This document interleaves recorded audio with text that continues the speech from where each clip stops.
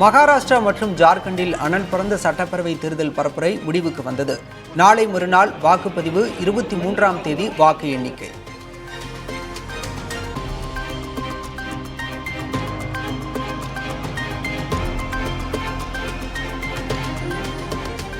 டெல்லி காற்று மாசு விவகாரத்தில் மத்திய மாநில அரசுகளின் நடவடிக்கைகள் குறித்து உச்சநீதிமன்றம் கடும் அதிருப்தி. பள்ளிகளில் 12ஆம் வகுப்பு வரை ஆன்லைன் வகுப்பு மட்டும் நடத்தவும் உத்தரவு.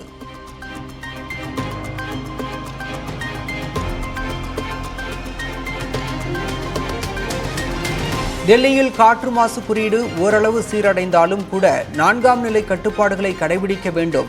டெல்லி மற்றும் அண்டை மாநில அரசுகளுக்கு உச்சநீதிமன்றம் உத்தரவு.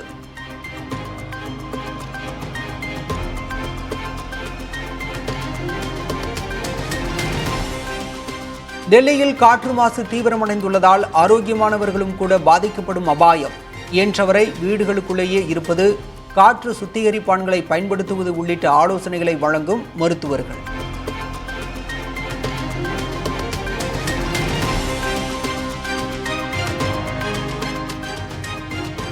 டெல்லி காற்று மாசு பிரச்சினைகளுக்கு மத்திய அரசே காரணம் என முதலமைச்சர் அதிஷி குற்றச்சாட்டு. வட இந்தியாவே மருத்துவ அவசர நிலையில் இருப்பதாகவும் விமர்சனம்.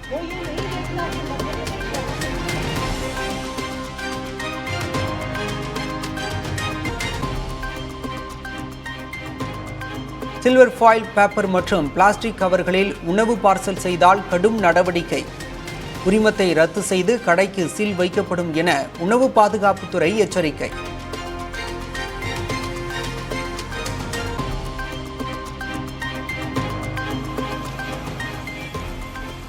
டெல்டா மாவட்டங்களில் பெய்து வரும் கனமழை நாளையும் தொடரும் என வானிலை மையம் தகவல்.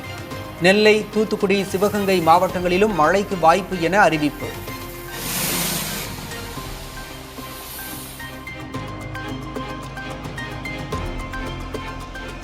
தஞ்சையில் அம்மாப்பேட்டை பகுதிகளில் தொடர் மழை காரணமாக நீரில் மூழ்கி அழுகும் நிலையில் உள்ள 50 ஏக்கர் நெற்பயிர்கள்.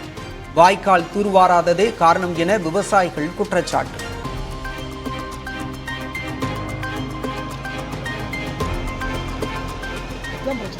மேட்டூர் அணையிலிருந்து பாசனத்திற்காக திறக்கப்படும் நீரின் அளவு 2000 கனஅடியாக குறைப்பு. டெல்டா மாவட்டங்களில் மழை பெய்து வருவதால் நடவடிக்கை.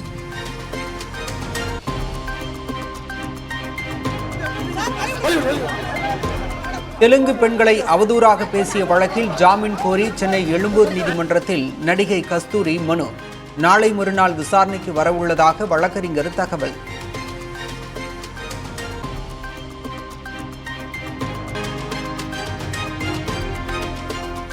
திருப்பரங்குன்றம் மலை மீது அத்துமீறி ஏறி கார்த்திகை தீபம் ஏற்றியதாக கோயில் நிர்வாகம் புகார்.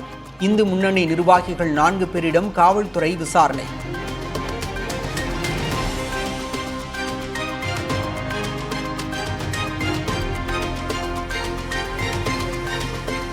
திருவாரூர் அருகே செங்காங்காடு அரசு உயர்நிலைப் பள்ளிக்கு வெடிகுண்டு மிரட்டல். மாணவர் ஒருவர் தேர்வு எழுதச் செல்ல பயந்து போன் செய்தது விசாரணையில் கண்டுபிடிப்பு.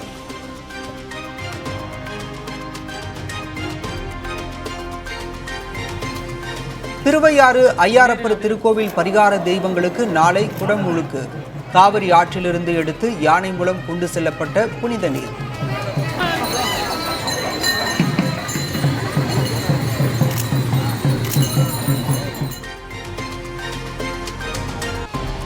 மணிப்பூரில் இயன்ற விரைவில் அமைதியை ஏற்படுத்த நடவடிக்கைகள் எடுக்க மத்திய உள்துறை அமைச்சர் அமித்ஷா உத்தரவு. பாதுகாப்பை நிலைநாட்ட கூடுதலாக 5000 வீரர்களை அனுப்பவும் உயர்நிலை ஆலோசனைக் கூட்டத்தில் முடிவு.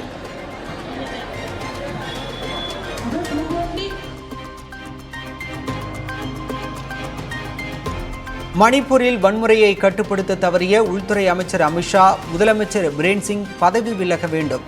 காங்கிரஸ் பொதுச் செயலாளர் ஜெய்ராம் ரமேஷ் வலியுறுத்தல்.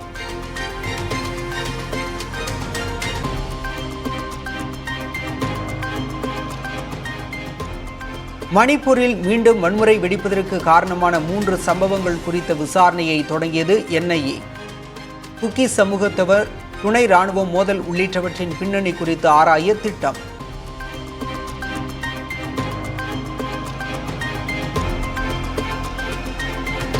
நேதாஜி சுபாஷ் சந்திரபோஸ் மரணம் குறித்து விசாரிக்க உத்தரவிடக் கோரி மனு உச்சநீதிமன்றம் தள்ளுபடி.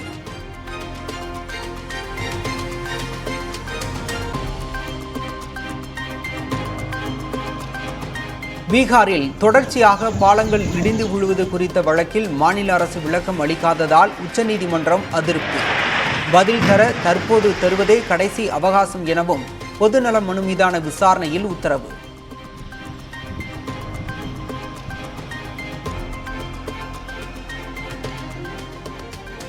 மனைவியை வேலையை விட்டுவிடுமாறு கணவர் கட்டாயப்படுத்துவதும் சித்திரவதையே. விவாகரத்து கோரி மனைவி தொடர்ந்த வழக்கில் மத்திய பிரதேச உயர்நீதிமன்றம் கருத்து.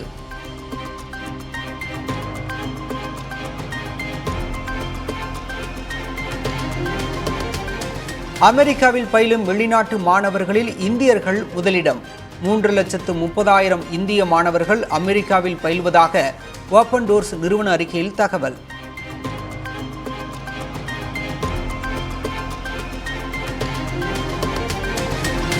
இலங்கை பிரதமராக ஹரிணி அமரசூரிய பதவியேற்பு. பதவி பிரமாணம் செய்து வைத்தார் அதிபர் அனுரகுமார திசநாயக்க. සමාජවාදී ජනරජයේ ආණ්ඩු ක්‍රම ව්‍යවස්ථාව ආරක්ෂා කොට අනුගමනය කරන බව. இலங்கையில் கடற்தொழில் துறை அமைச்சராக பதவியேற்றார் ராமலிங்கம் சந்திரசேகரன். மகளிர் மற்றும் சிறார் நலத்துறை அமைச்சராக சரோஜா சாவித்ரி பால்ராஜ் பதவியேற்பு.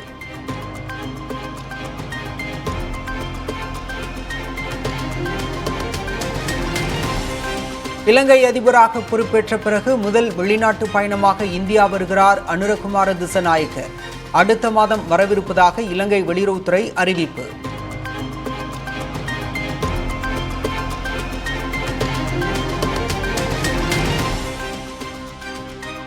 குடியேற்ற கொள்கைகளில் தவறிழைத்து விட்டதாகவும் அதை சில தீய சக்திகள் தவறாக பயன்படுத்திக் கொண்டதாகவும் கனடா பிரதமர் ஜஸ்டின் ட்ரூடோ ஒப்புதல்.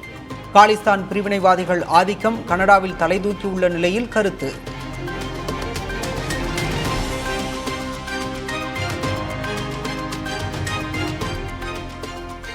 ஈரான் உயர் தலைவர் அலி கமேனியின் உடல்நிலை மிகவும் மோசமடைந்துள்ளதாக தகவல். அலி கமேனியின் இரண்டாவது மகன் மொஜுதபா கமேனி புதிய தலைவராக தேர்ந்தெடுக்கப்பட வாய்ப்பு.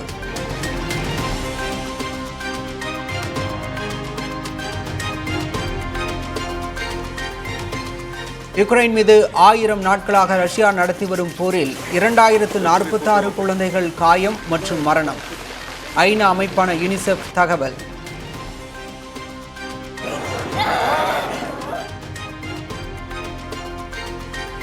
பாகிஸ்தானுக்கு எதிரான 3வது T20 போட்டியிலும் ஆஸ்திரேலியா வெற்றி. ஹோபர்ட்டில் நடைபெற்ற கடைசி போட்டியில் மார்கஸ் ஸ்டோனிஸ் அதிரடியால் 7 விக்கெட் வித்தியாசத்தில் வெற்றி.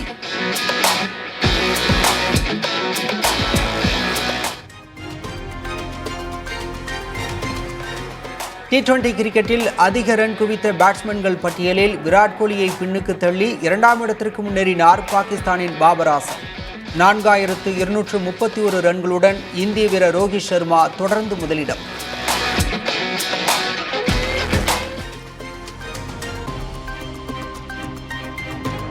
இந்தியாவில் உள்நாட்டு விமானங்களில் பயணித்தோர் எண்ணிக்கை நேற்று புதிய உச்சத்தை எட்டியது. ஒரே நாளில் 5,05,000 பேர் பயணித்ததாக மத்திய விமான போக்குவரத்து அமைச்சகம் தகவல்.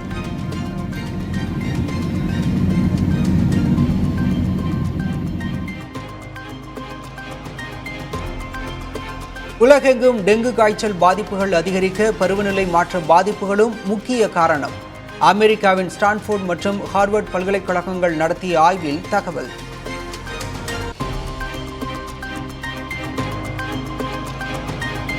வாரத்தின் முதல் நாளிலேயே பங்குச்சந்தைகள் சரிவுடன் தொடக்கம். சென்செக்ஸ் 241 புள்ளிகளும், நிப்டி 78 புள்ளிகளும் வீழ்ச்சி.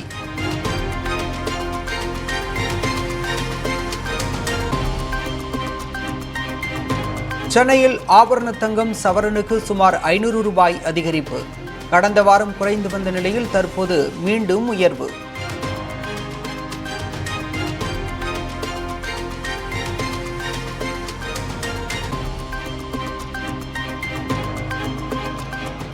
இந்தியாவில் ஒயின் மது உற்பத்தி சந்தை மதிப்பு இன்னும் 4 ஆண்டுகளில் இரட்டிப்பாகும் என குரோவஸ் குரூப் நிறுவனம் கணிப்பு. உலகிலேயே வேகமாக வளரும் சந்தைகளில் ஒன்றாக உள்ளதாகவும் ஆய்வு அறிக்கையில் தகவல்.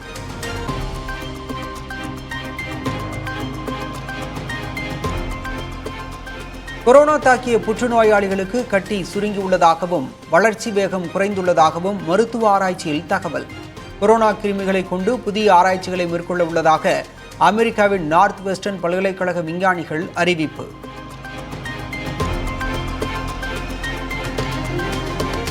கங்குவா திரைப்படம் தமிழ் சினிமாவை அடுத்த கட்டத்திற்கு எடுத்துச் செல்லும் என நடிகர் சூரி கருத்து. எதிர்மறையாக கூறினால் பிரபலமாகலாம் என கருதி சிலர் விமர்சிப்பதாகவும் திருச்செந்தூரில் முருகனை தரிசித்த பின்பு பேட்டி. ஒரு எளிய ரசிகனா சொல்றேன், எனக்கு படம் ரொம்ப பிடிச்சிருக்கு. என் குடும்பத்தோட போய் பார்த்தேன். நான் என் குழந்தைகளுக்கு படம் ரொம்ப பிடிச்சிருக்குது.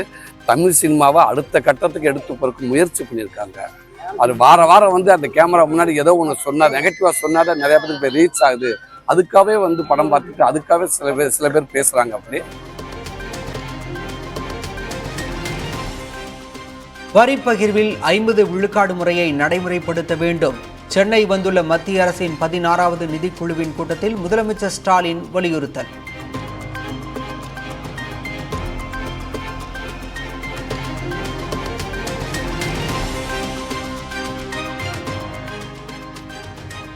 மத்திய அரசின் தற்போதைய வரி பகிர்வு முறை தமிழகத்தின் வளர்ச்சியை தண்டிப்பது போன்று உள்ளது. 16வது நிதிக்குழு கூட்டத்தில் முதலமைச்சர் ஸ்டாலின் குற்றச்சாட்டு.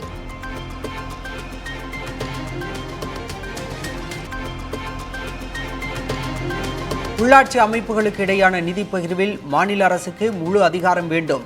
16வது நிதிக்குழுவுக்கு தமிழக அரசு பரிந்துரை.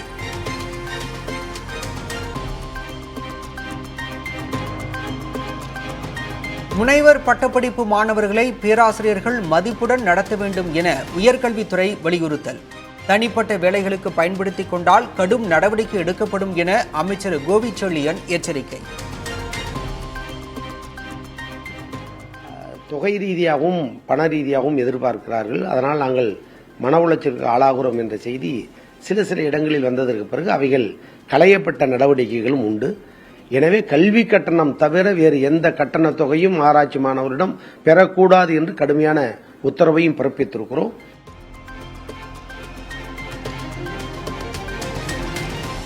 அதிமுக அமைப்பு செயலாளராக தளவாய் சுந்தரம் மீண்டும் நியமனம். RSS ஊர்வலத்தில் பங்கேற்றதால் பதவி பறிக்கப்பட்ட நிலையில் மீண்டும் பொறுப்பு.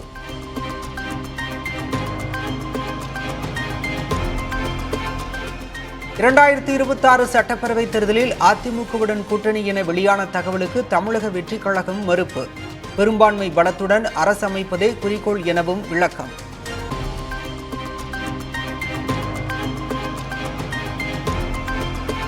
தமிழக அரசு விரைவு பேருந்துகளின் முன்பதிவு காலம் 60 நாட்களில் இருந்து 90 நாட்களாக உயர்வு. ரயில்களின் முன்பதிவு காலம் குறைக்கப்பட்ட நிலையில் பயணிகளுக்காக சிறப்பு ஏற்பாடு.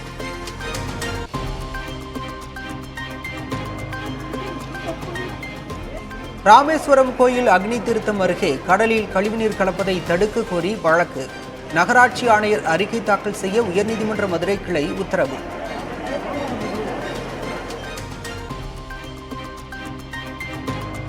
கன்னியாகுமரி மாவட்டத்திற்கு அடுத்த மாதம் 3ஆம் தேதி உள்ளூர் விடுமுறை. கோட்டாறு தூய சவேரியார் பேராலய திருவிழாவை முன்னிட்டு மாவட்ட நிர்வாகம் அறிவிப்பு.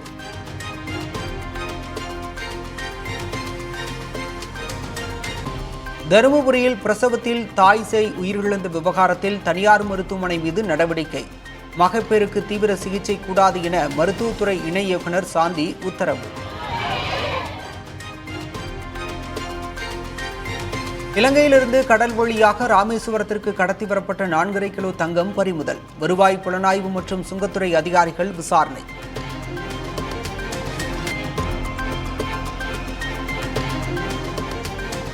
ஆம் ஆத்மி கட்சியிலிருந்து விலகிய டெல்லி முன்னாள் அமைச்சர் கைலாஷ் கெலோட் பாஜகவில் இணைந்தார்.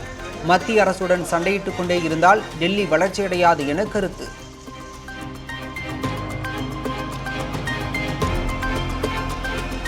பத்து ஆண்டுகளுக்கு முன்பு 12வது இடத்தில் இருந்த இந்திய பொருளாதாரத்தை 5வது இடத்திற்கு உயர்த்தியுள்ளார் பிரதமர் மோடி. மும்பையில் தேர்தல் பரப்புரையில் பாஜக தேசிய தலைவர் JP நட்டா பெருமிதம்.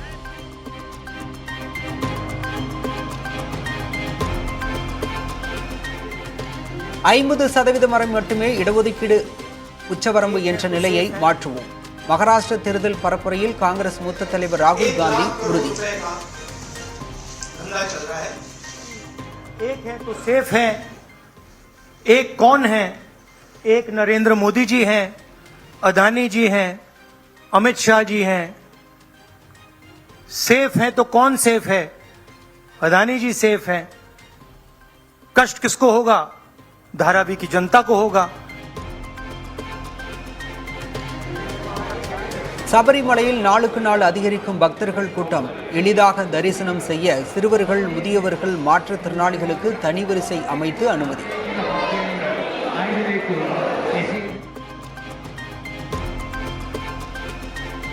சென்னையில் பட்டமிட பயன்படுத்தப்பட்ட மாஞ்சாநூல் கழுத்தை அறுத்து குழந்தை உட்பட 2 பேர் படுகாயம். இருவேறு சம்பவங்களில் மொத்தம் 12 பேரை கைது செய்து காவல்துறை விசாரணை.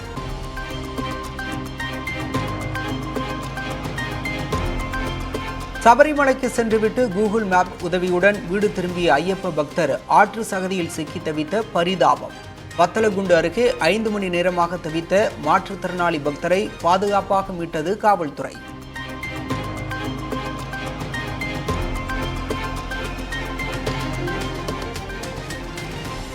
மதுரையில் பிபி குளம் பகுதியில் வீடுகள் இடிப்பதற்கு எதிரான போராட்டத்திற்கு தமிழக வெற்றிக் கழகம் ஆதரவு. சட்ட உதவி செய்ய விஜய் அறிவுறுத்தியுள்ளதாக போராட்டக்காரர்களிடம் தவேக நிர்வாகிகள் தகவல்.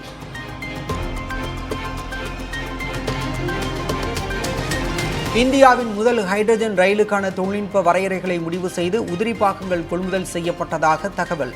சோதனைகள் வெற்றிகரமாக அமைந்தால் அடுத்த ஆண்டு மத்தியில் முதல் ஹைட்ரஜன் ரயில் இயங்கும் என எதிர்பார்ப்பு.